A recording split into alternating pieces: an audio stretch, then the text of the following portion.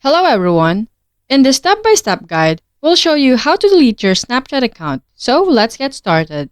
First, open the Snapchat app on your mobile device. Then, go to your profile by tapping on your Bitmoji or profile icon in the top left corner. Next, click on the gear icon in the top right corner to access your settings. Scroll down and click on I Need Help. In the Help Center, click on Managing My Account. Now, select Delete or Reactivate My Account. In the next menu, click on How do I deactivate or delete my Snapchat account? Here, choose Snapchat Account Portal. You'll be prompted to log into your Snapchat account for security. Once logged in, click on Delete My Account.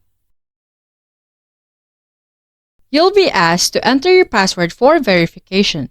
After entering your password, click on Continue. Your Snapchat account will now be permanently deleted.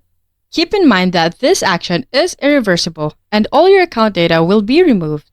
And that's it. You've successfully deleted your Snapchat account.